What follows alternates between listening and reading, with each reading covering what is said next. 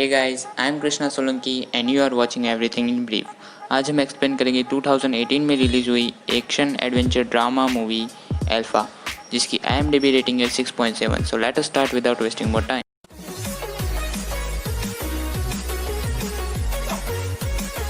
कहानी स्टार्ट होती है आज से 20,000 साल पहले और हम देखते हैं कुछ आदिवासी शिकार कर रहे हैं जिनमें उनका लीडर होता है ट्याऊ। उसके साथ उसका बेटा होता है जिसका नाम होता है अल्फा। वो बड़ी बहादुरी से बैलों को मारते हैं, पर उनमें से एक बैल रिटर्न करता है और अल्फा की तरफ भागता है। यहाँ पर ये पता चलता है कि अल्फा काफ़ी डरपोक है और वो उसका सामना करने के बजाय उसकी उल्टी दिशा में भाग रहा है, जिसके कारण वो बैल उसे सींगों में फंसाकर पहाड़ से नीचे गिरा देता है। इसके बाद सीन कट और स्टोरी कंटिन्यू होती है एक हफ्ते पहले से, जहाँ पर अल्फा को और बाकी लोगों को जो शिकार पर ले जाने के लिए चेक किया जाता है। कई अलग अलग तरीक़ों से उनकी काबिलियत को परखा जाता है। पत्थरों के हथियार बनाकर मारकर उनकी सहनशीलता को नापा जाता है। अगले सीन में देखते हैं कि उस कबीले के सारे आदमी सर्दियों का खाना जमा करने के लिए शिकार करने के लिए जा रहे हैं। अल्फा भी साथ में होता है। वो सब वहाँ से निकलते हैं। यहाँ पर देखते हैं कि जब वो रात में एक जगह पर रुकते हैं तो वहाँ पर ट्याऊ अल्फा को आग जलाने के लिए कहता है, पर वो भी नहीं कर पाता। ट्याऊ उसे बोलता है कि तुम जल्दी सीख जाओगे। इसके बाद वो सब सो जाते हैं। वो सब अगली सुबह फिर से अपने सफ़र पर निकल जाते हैं। वो कई जंगलों और रेगिस्तानों से गुजरते हैं।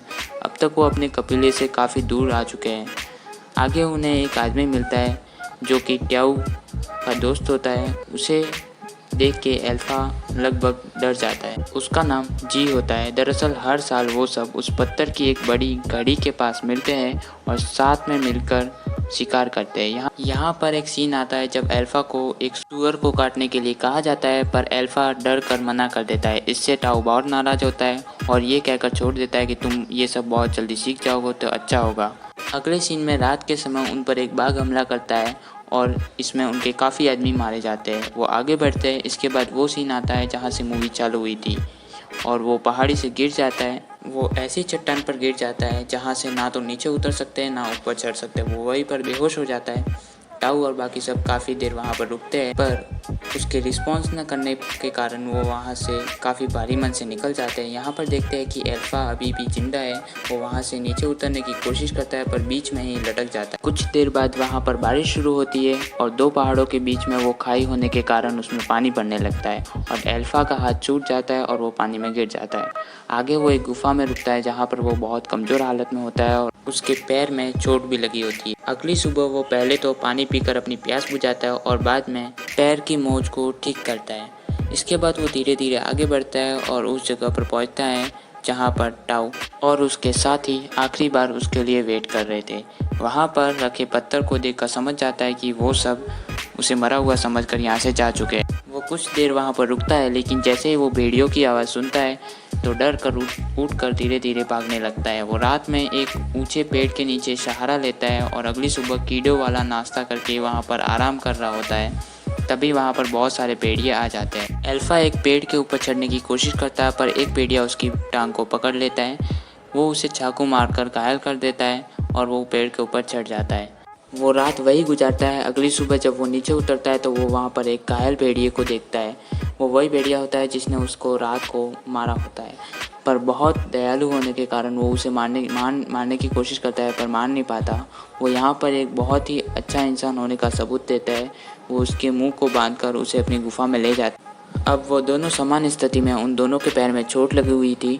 अगली सुबह वो जब उठता है तो वो वहाँ पर उगी हुई कुछ आयुर्वेदिक दवाई को अपने पैर पर लगा लेता है। इसके साथ वो उस डरते हुए भेड़िए को पानी पीने के लिए भी देता है। घायल होने के कारण वो भेड़िया भी उसे कुछ नहीं कर पाता। अल्फा उस भेड़िए का ख्याल बहुत अच्छी तरह से रखता है।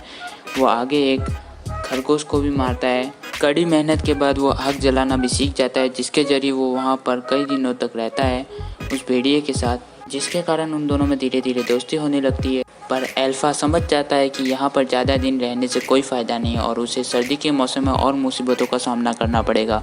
वो यही सोचकर वहाँ से आगे निकल जाता है, पर वो भेड़िया उसके पीछे लगा रहता है। इतने दिनों की अच्छी मदद के कारण शायद वो उसे पसंद करता है। वो उसे भगाता है, पर वो पीछे नहीं हटता और उसके पीछा करता रहता है। अगली रात वो एक जंगल में गुजारते हैं।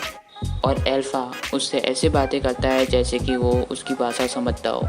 अगली सुबह जब वो उठता है तो उस भेड़िए को अपने पास सोते हुए देखता है। वो इस तरह अपनी वफ़ादारी दिखाना चाहता था। वो वहाँ से तैयार होकर आगे निकलता है। वो कई दिनों तक सफ़र करते हैं और साथ में शिकार भी। यहाँ पर एक सीन ऐसा भी आता है जब अल्फ़ा उस बर्फ़ में फंस जाता है और उससे बाहर निकलने के लिए वो भेड़िया उसकी काफ़ी मदद करता है। वो दोनों उस बर्फ़ की उस आंधी में भटकते रहते हैं। इसके अगले सीन में उन्हें एक टेंट भी मिलता है और एक आदमी भी, पर उस कपकपाती ठंड की वजह से वो आदमी मर चुका होता है। वो उस कैंप में ज़रूरत की चीज़ें ढूंढता है पर उसे कुछ नहीं मिलता सिवाय उस आदमी के हाथ के त्रिशूल के। वो और आगे बढ़ते हैं तभी वहाँ पर बहुत सारे भेड़िए आ जाते हैं। वो दोनों भागकर एक गुफ़ा में चले जाते हैं। तभी वहाँ उस गुफ़ा में बहुत बड़ा चीता आ जाता है। उस भेड़िए की उसके साथ लड़ाई होती है। अल्फ़ा उसे तीर मारकर गिरा देता है पर उसका दोस्त बहुत बुरी तरह से घायल हो जाता है। वो अपनी जर्नी जारी रखते हैं। उन्हें वो पत्थर दिखता है जो कि जाने के टाइम दिखा था। इस बात से अल्फ़ा जोश में आगे बढ़ता रहता है क्योंकि ये इस बात का संकेत था कि वो अब घर पहुंचने वाले हैं। अगले सीन में इनकी हालत इतनी ख़राब हो जाती है कि वो लगभग मरने वाले होते हैं, पर अपने पिता के सपने की वजह से वो आगे बढ़ता है। वो आखिरकार अपने दोस्त के साथ लेकर अपने गांव तक पहुंच जाता है।